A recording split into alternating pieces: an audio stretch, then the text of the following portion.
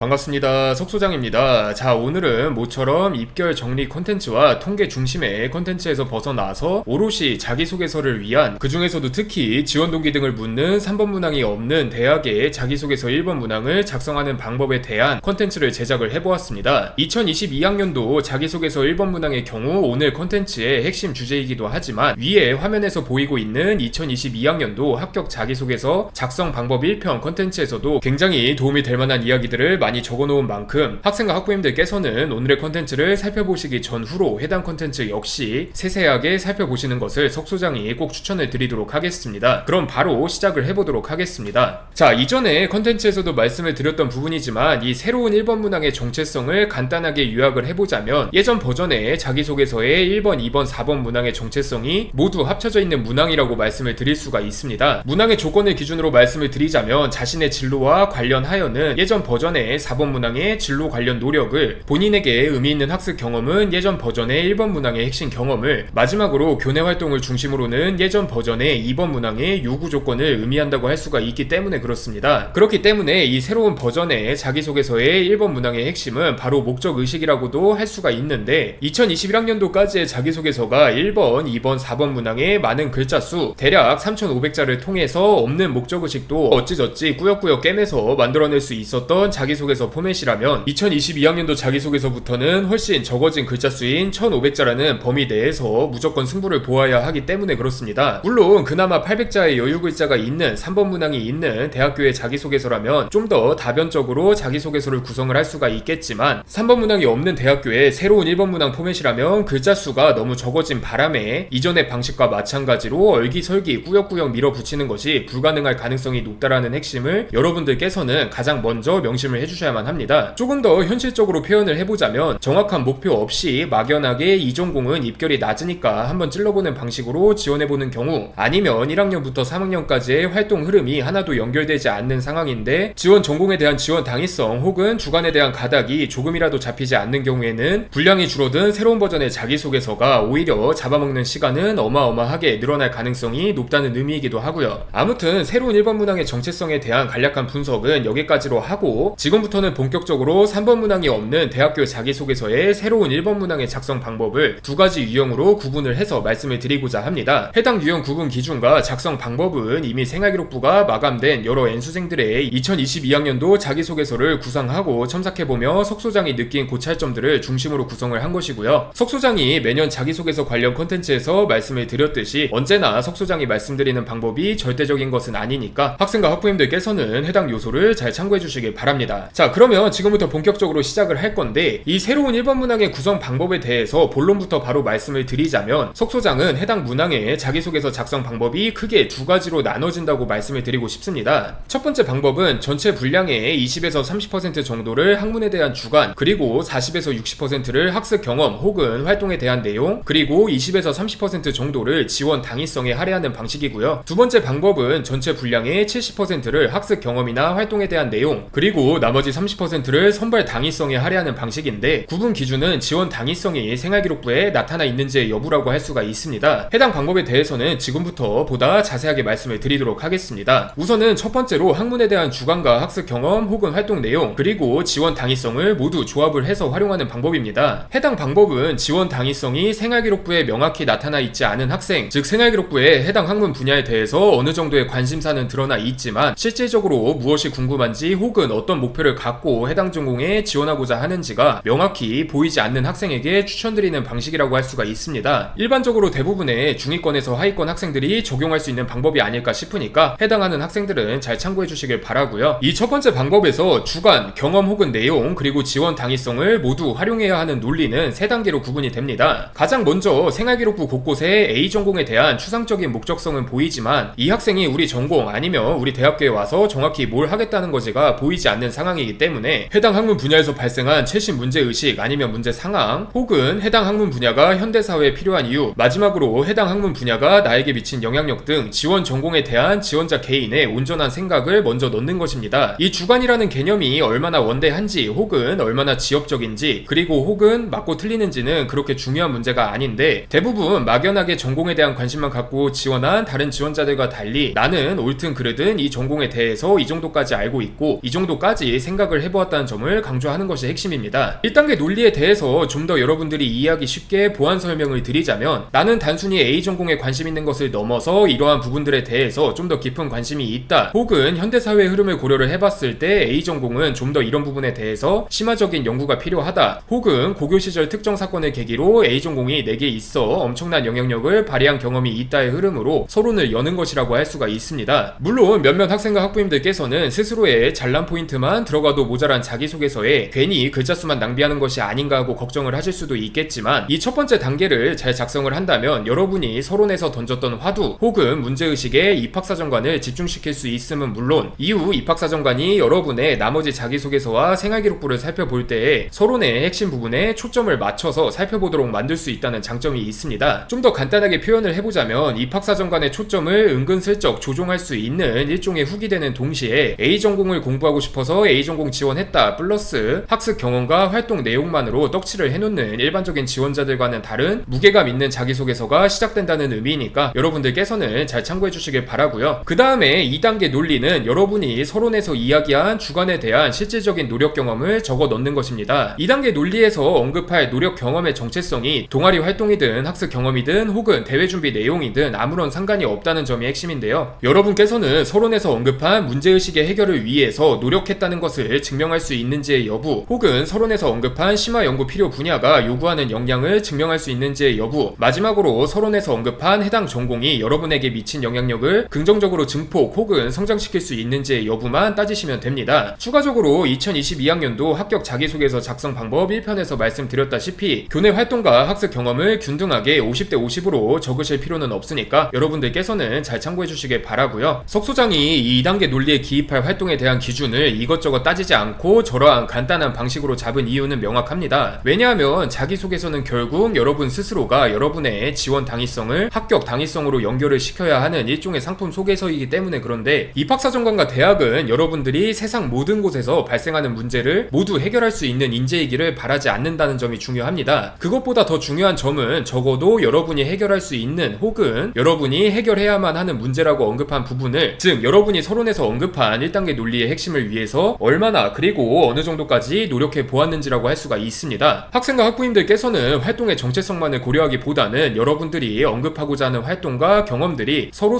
그리고 1단계 논리와 얼마나 유기적으로 연결될 수 있는지를 고민하시는 것을 석 소장이 추천을 드리고요. 그리고 마지막으로 3단계 논리는 1단계에서의 핵심과 2단계에서의 노력 과정을 한 번에 터뜨리는 과정입니다. 1단계에서 문제의식을 언급한 학생은 2단계의 문제의식 해결을 위해서 노력한 과정을 거쳐서 3단계에서 왜 하필 해당 문제를 스스로가 해결해야 하는지를, 1단계에서 추가적인 연구의 필요성을 언급한 학생은 2단계의 연구 역량 증명 과정을 거쳐서 3단계에서 해당 연구에 있어 본인에게 아직까지 미흡한 부분과 대학 진학을 통해서 이를 어떻게 보완하고자 하는지를, 마지막으로 1단계에서 학문의 영향력을 언급한 학생은 2단계의 영향력 기반 성장 경험을 거쳐서 3단계에서 앞으로 어떻게 더욱더 성장해 나갈 수 있을지를 터뜨리시면 됩니다. 물론 구분이야 석 소장이 이렇게 세 분류로 해놓았지만, 그리고 글자수 분배 역시 저렇게 임의대로 나누어 놓았지만, 이제까지 석 소장의 컨텐츠를 살펴보신 분들이라면 아시다시피 본인에게 더 적합한 방법이 있다면 분류를 섞어서 혹은 글자수 분배를 바꿔서 활용하셔도 된다는 점 역시 여러분들께서는 명심해 주시길 바랍니다. 자, 그래서 이렇게 첫 번째 방법을 살펴봤고요. 그 다음으로 석 소장이 말씀드릴 방법은 첫 번째 방법과 다르게 학문에 대한 주관을 제외한 채 학습 경험 혹은 활동 그리고 선발 당위성만을 활용하는 방법입니다. 아까 콘텐츠 초반에 첫 번째 방법과 두 번째 방법의 구분 기준은 지원 당위성이 생활기록부에 나타나 있는지의 여부라고 말씀을 드렸는데, 첫 번째 방법이 지원 당위성이 명확하게 나타나지 않은 학생에게 적합한 방법이라면, 이 두 번째 방법은 생활기록부에 이미 어느 정도의 지원 당위성이 보장되어 있는 학생들에게 적합한 방법이라고 할 수가 있습니다. 여러분의 이해를 돕기 위해서 예시를 통해서 말씀을 드리자면, 인공지능에 관심이 있는 학생에게 적합한 방법이 바로 이 첫 번째 방법이고, 인공지능 중에서도 알파폴드2를 활용한 단백질 구조 예측 및 신약 개발이라는 정확한 목표의식을 갖고 있는 학생에게 적합한 방법이 바로 이 두 번째 방법이라는 의미이기도 합니다. 석 소장은 이 두 번째 방법의 경우 일반적으로 준상위권에서 최상위권 학생들에게 적합한 방식이라고 말씀을 드리고 싶습니다. 생활기록부 안에 이미 학문에 대한 관심을 넘어서 지원 전공에 대한 깊이와 문제의식 혹은 지원 전공에 대한 본인의 호기심이 확실히 드러나 있는 상황이기 때문에 굳이 글자 수가 한정되어 있는 자기소개서에 입학사정관의 시선을 집중시켜야 하는 서론을 언급할 필요가 없기 때문에 그렇습니다. 표현 그대로 난 여기에 관심이 있어서 지원했다의 평범한 전개가 아니라 성적으로 기초 역량을 증빙을 하고 나 이거 연구하고 싶어서 관련 주제 깊게 탐구해봤어. 그런데 고등학교 수준으로는 부족해서 좀 더 연구를 하려면 너네 대학교 뭐뭐뭐 교수님한테 지도를 받아야 돼. 성과 낼 테니까 합격 좀 시켜봐의 흐름으로 이해를 하시면 쉽습니다. 첫 번째 방법이 주관 중심의 자기소개서라면 두 번째 방식은 일종의 활동가 역량 중심의 자기소개서 전개 방식이라고도 표현을 할 수가 있으니까 여러분들께서는 잘 참고해 주시길 바라고요. 추가적으로 이 두 번째 방법이 첫 번째 방법과 다르게 영향력과 성장에 대한 부분 없이 문제의식을 해결한 혹은 필요한 역량을 증명할 수 있는 학습 경험과 활동 내용만을 활용하는 이유도, 그리고 지원 당위성이 아니라 선발 당위성이라는 용어를 활용하는 이유도 역시 위의 논리와 마찬가지 흐름이라고 할 수가 있습니다. 문제의식도 투철하거니와 이런 문제의식을 해결하기 위해서 이미 어느 정도 성장을 해온 학생이기 때문에 성장을 더 이상 강조할 필요가 없을 뿐더러 저 정도 수준의 학생이라면 나 좀 합격시켜줘의 관점이 아니라 나를 합격시키면 너네 대학에 혹은 너네 교수에게 이런